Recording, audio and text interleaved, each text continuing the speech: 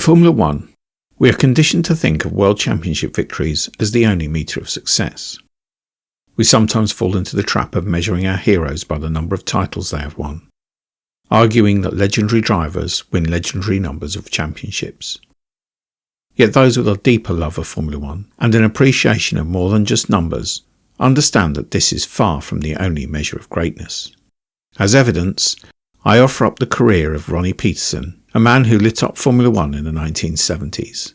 Peterson's exuberant style made him a favourite amongst fans and his peers, and whilst he never claimed a world championship, he was very much a champion of a different type. This, then, is the thrilling, tragic and unforgettable story of SuperSwede Ronnie Peterson and his journey from Arabro hope to Monza tragedy.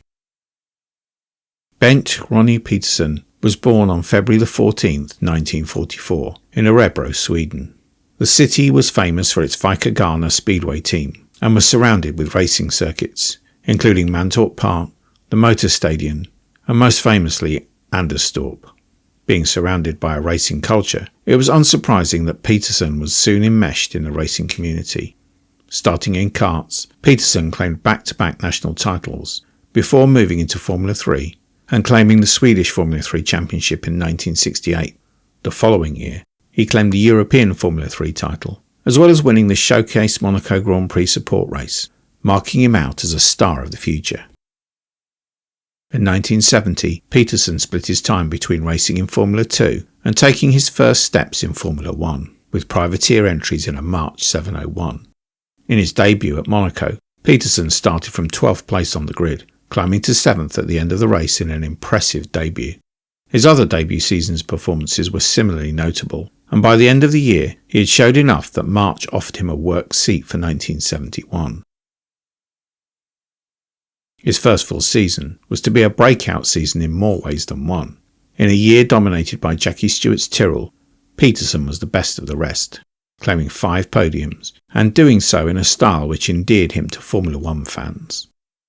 The first podium of his career came at Monaco, where he won a furious early battle with Pedro Rodriguez and Denny Hulme for 4th place, and then in consecutive laps passed Jackie Ickx and Joe Siffert to climb to 2nd.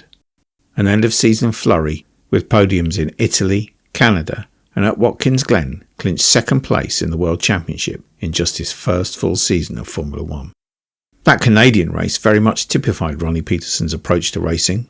Delays caused by the death of a Formula 4 driver who crashed into an emergency vehicle in a support race meant that by the time the race was flagged away, Mosport was blanketed in a rainstorm which affected both visibility and grip. In a cloud of mist, Peterson leapt from 6th on the grid to 2nd by the end of the first lap, and after a brief exchange of places with Jean-Pierre Beltoise, when he slid off the track, he then set off after race leader Jackie Stewart. In a demonstration of incredible car control, the March started to close hand over fist on the Tyrrell, catching it and then diving past into the lead, only for Stewart to reclaim it almost immediately. This happened on 4 separate occasions.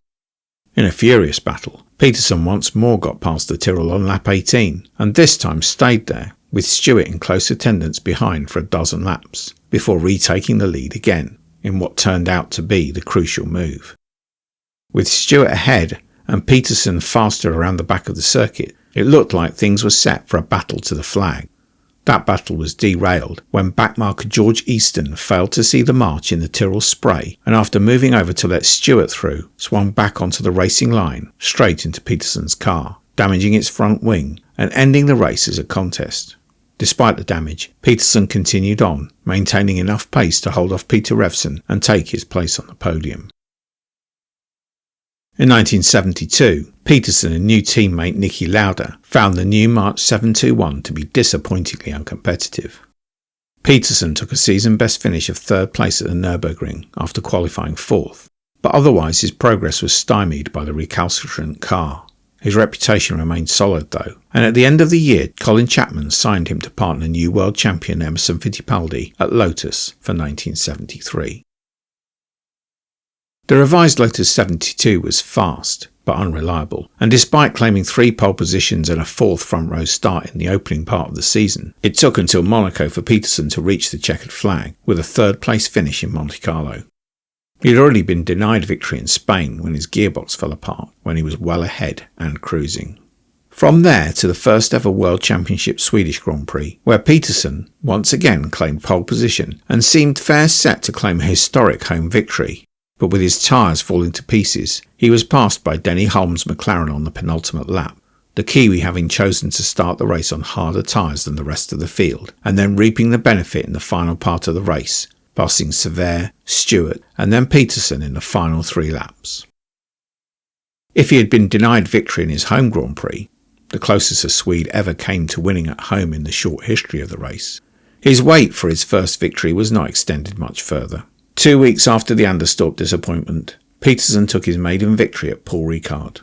The race had been a battle of the young guns, with Jody Scheckter in just his 3rd Grand Prix and first for McLaren, claiming the lead from the start and then battling with the 2 Lotuses.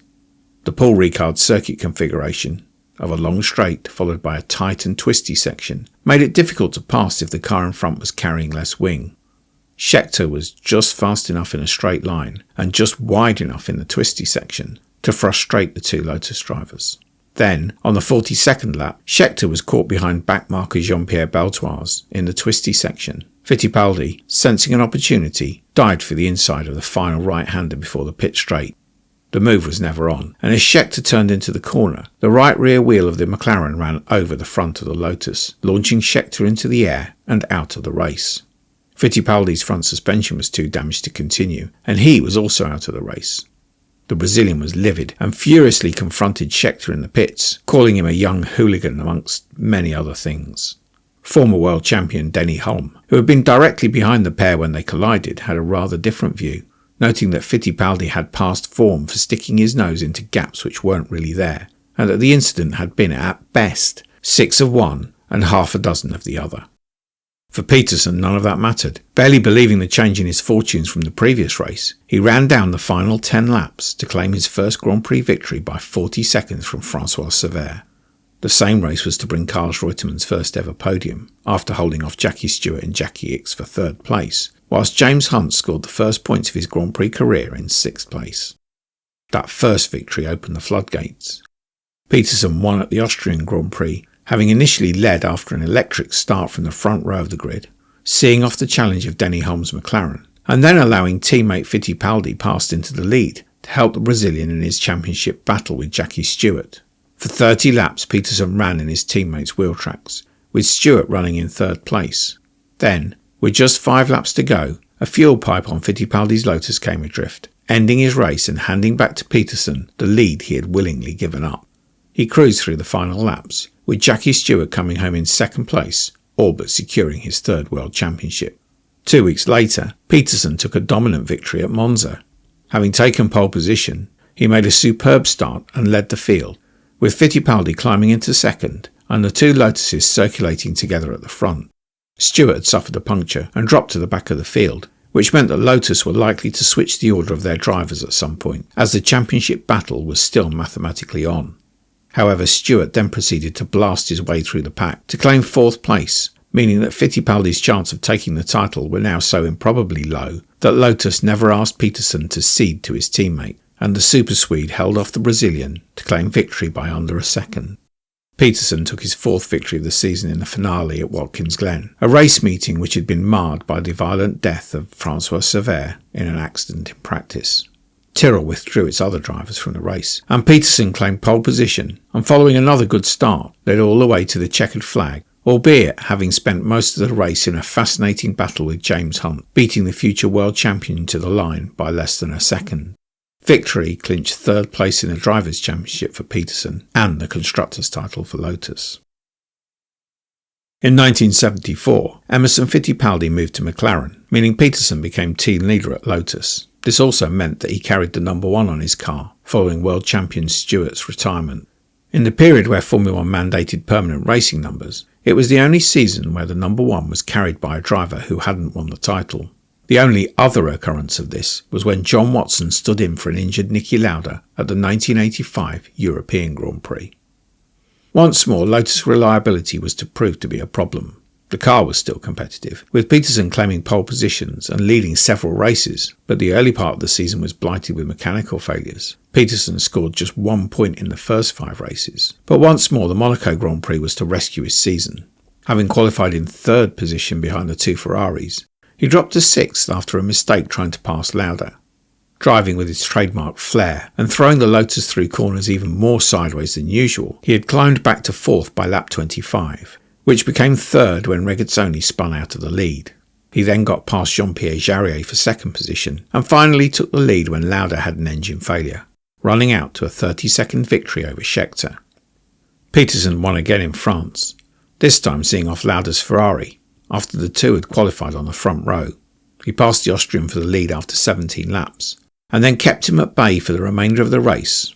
Especially notable was the way he dealt with backmarkers around the tight Dijon circuit, eventually stretching out his lead to 20 seconds by the flag. Peterson claimed a surprise 3rd victory of the season at Monza, in a race which looked to be a Ferrari benefit.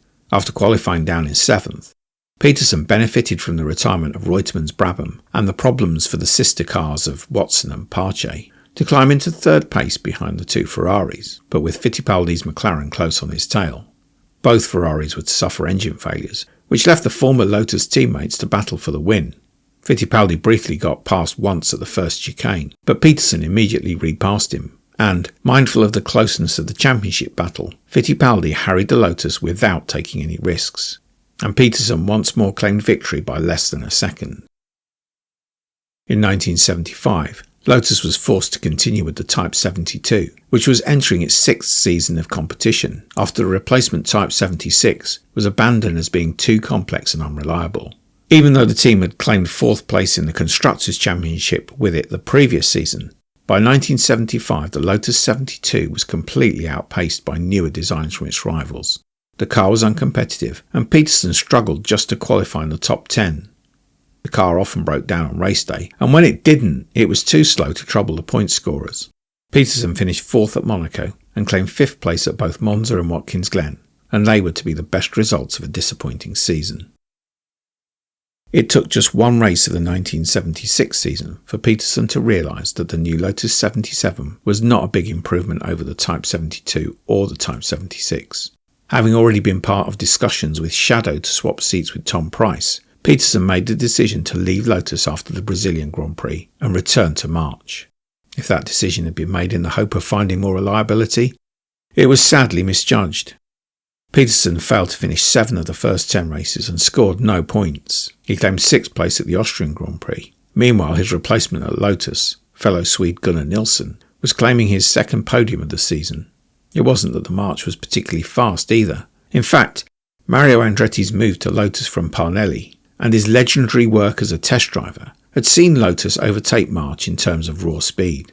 Nevertheless, Peterson extracted the most from the car by driving the wheels off it. He qualified 3rd at Monaco and claimed pole position in Holland, showing that he had lost none of his speed. Even so, Peterson's victory at the Italian Grand Prix, his 3rd at Monza, was something of a surprise. Having qualified in 8th, Peterson made a good start to complete the first lap in 4th, and then passed both Jacques Lafitte and Patrick Depailler on lap 3 to track Scheckter, who was leading. He was soon gaining on the Tyrrell six-wheeler, and on lap 11 he outbraked Scheckter at the first chicane to take the lead. As it had just been announced that Peterson would be joining Tyrrell in 1977, replacing Scheckter, this was a symbolic pass, as well as one for the race lead. Once out in front, Peterson pulled away as Scheckter began to fall back with an engine which was going off song. Regazzoni and Lafitte passed the ailing Tyrrell and began to close in on the march. However, a late rain shower and Peterson's speed with slicks on a damp surface ensured he had enough in hand to clinch victory. That was to be his last points finish of the season and final farewell to the March team. The Tyrrell P34 is something of a special Formula One car for those of us who remember it racing. Unveiled to the media towards the end of the 1975 season, its six-wheel design was breathtaking and futuristic. It performed admirably as well, and the team's drivers Scheckter and Depailler claimed 3rd and 4th place finishes in the 1976 championship, with Scheckter's victory in the Swedish Grand Prix being the only victory of a six-wheeler in Formula One history. The drivers had differing opinions on the car though. Scheckter hated it, whilst Depailler loved it. For 1977, the B-Spec P34 was introduced. But once more Peterson was being asked to drive a car which had failed to make the forward steps of its rivals, and highlights were few and far between. A third-place finish in Belgium, a race won by compatriot Gunnar Nilsson, was the only high point. Despite qualifying well on occasion, the car proved to be unreliable, and before the season had ended, Peterson had made a deal to return to Lotus in 1978. At the final race of the season in Japan, Peterson was involved in an accident with Gilles Villeneuve, when the French-Canadian, in his second race for Ferrari, attempted an ambitious overtake which launched his car over the rear wheels of the Tyrrell, cartwheeling into a group of marshals who had been trying to move photographers and spectators out of a prohibited area. One marshal and a photographer were killed in the accident. Mario Andretti and the Lotus had been about the quickest combination on the grid in 1977, albeit the infamous Lotus reliability had hurt the team's challenge. Also a problem in the innovative new Lotus 78 wing car was a problem with straight line speed, something which would be solved when Colin Chapman evolved the wing car into the ground effect Lotus 79. The signing of Peterson hadn't been well received by Andretti. He was concerned that the team would end up in conflict as a result of having two stars in its cars. He had clear number one status as part of his contract signed in 1977, and when Peterson was negotiating with Lotus, it was made clear that he would be the number two driver, conditions which he readily accepted. Whilst his friends questioned how he could commit to this deal, Peterson was upbeat. The Lotus was unreliable, and there were many twists and turns to come in the season ahead. He argued that he would be in a position to win races, and maybe even challenge for the championship. The team started the season with the older Lotus 78, with Andretti and Peterson claiming victory each in the flyaway races at the start of the season. When the teams came back to Europe for the fifth race in Monaco, Andretti and Carlos Reutemann shared the championship lead, with Peterson in a close third place. None of the championship contenders scored points in the Principality, and when Lotus introduced the Type 79 for the next race in Belgium, the championship was effectively decided. Andretti would win 5 of the next 8 races, with Peterson following him home in second place on 4 occasions. In the other races, Peterson picked up a superb victory in Austria. Early rain meant the Österreich ring was greasy at first, and this was the cue for Peterson to race away into the lead, whilst Andretti retired after colliding with Reutemann. When the rain returned as a ferocious downpour, the race was stopped as cars went off left, right and centre. From the restart, Peterson saw off the challenge of Depaillet's Tyrrell, running out a winner by more than 45 seconds. After the Dutch Grand Prix, the last of that sequence of 8 races, Andretti led Peterson by 13 points in the title battle, with 3 races remaining. Peterson announced at the Dutch Grand Prix that he had signed to race for McLaren in 1979, which would have been his 4th different team in 4 seasons. Would this release him from his commitment to play second fiddle to Andretti? He was asked. No, replied Peterson. I gave my word. Coming to Monza then, Peterson was reliant upon Andretti suffering mechanical issues if he were to win the championship. Given Lotus's record with reliability, that wasn't a forlorn hope. Peterson qualified a disappointing 5th. Then, in the warm-up session on race day, he ran off the road and damaged his Lotus 79 at the Della Roggia chicane after his rear brakes failed. This meant that he would have to race the older car, further hampering his chances. The start of the race was chaotic. The man responsible, Gianni Restelli, made a fundamental error by turning the starting lights green before the middle of the grid had come to a stop, and whilst the back of the grid was still forming up. Those who were stationary at the front were outgunned by those behind, who had the advantage of being in motion already. This bunched the field up approaching the first chicane, a problem which was exacerbated by the funnelling of the track in the approach to the braking area. Cars in the midfield had ducked across to the right of the track onto the old circuit to avoid slower cars in front of them. One of those was Riccardo Patrese, who had started 12th. He moved left and back onto the main circuit as the road narrowed. Directly behind him as he moved across, James Hunt, who had started 10th, swerved violently to his left, and his left front wheel hit the right rear of Peterson's Lotus, which was turned hard right as a result, smashing head-on into the barriers at high speed. The Lotus exploded in a ball of flame, which obscured the whole circuit. Cars behind were caught up in the accident too. Altogether 9 were involved, and the track was carnage. Peterson was dragged from the burning wreck of his car by Regazzoni, Depaillet and Hunt. His legs were severely damaged. Meanwhile, Vittorio Brambilla and Hans-Joachim Stuck had both been struck on the head by detached wheels. While Stuck was concussed but conscious, Brambilla was taken to hospital with a fractured skull and in a coma. Peterson went too. Although his leg injuries were bad, he wasn't thought to be in any danger. When Peterson arrived at the hospital, there were differing opinions on how he should be treated. Some doctors wanted to send him to another hospital with more experience of leg injuries. Others warned that the delay risked amputation of his legs. There were 27 fractures in total, and there were concerns as to how they would be affected by the delay. The final option was to operate in Milan, which itself carried the risk of bone marrow embolism. Presented with all the options, Peterson and his manager Staffan Svenby decided that the best option would be to stay in Milan and have the operation completed there. The operation was completed that night, and the fractures were set without complication in a 3.5-hour surgery. At this point, all seemed positive. Andretti and Chapman, who had stayed at the hospital, returned to their hotels, whilst Bernie Eccleston was arranging for Peterson's wife, Barbara, to fly in from their home in Monaco. By the middle of the night, Peterson's health started to deteriorate. He was unable to breathe as a result of fat embolisms in his lungs, caused by bone marrow entering his bloodstream. He was put on a ventilator, but at the same time his kidneys started to fail as fat spread around his body. Brain damage quickly followed, and then, later that morning, his kidneys failed completely and he passed away. His death was mourned by his friends and fans alike.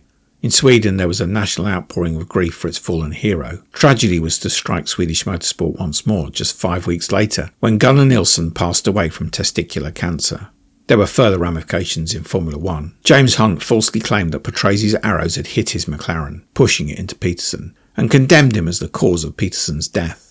A group of senior drivers got together and ensured that the organisers of the next race at Watkins Glen refused Patresi's entry to the event. Patrese was later cleared of involvement in the accident by an Italian court, after video evidence showed no contact between the arrows and McLaren. Still, Hunt would pursue a personal vendetta against Patrese, especially in his race commentaries, which only ended when the Englishman passed away of a heart attack in 1993. Andretti took the title, but the joy of victory was soured by the tragic loss of his friend. Despite his death, Peterson had scored enough points to ensure that he finished second in the championship, emulating the result of his first season in the sport. Peterson was never fated to be Formula 1 world champion. Even if he had survived the accident and returned to the sport, the 1979 McLaren was a disappointing racer and would not have carried him to the title in a year which saw Ferrari, Ligier and Williams dominate. Peterson had already decided that 1979 would be his last season in Formula 1 and that he would pursue other opportunities thereafter. He may not have won a title, but Ronnie Peterson's legacy is etched into Formula 1 history. He was the champion of the fans. His fearless style, humility and sportsmanship made him beloved across the globe. He's remembered not just for his victories, but for the way he raced, with heart, flair, and yes, a touch of madness. In Sweden he remains a national hero. In Formula 1 circles, he is a symbol of the sport's golden age. Ronnie Peterson's story reminds us that greatness isn't always measured in titles. Sometimes it's in the roar of the crowd, the slide through the corner, and the memory of a driver who made racing something beautiful.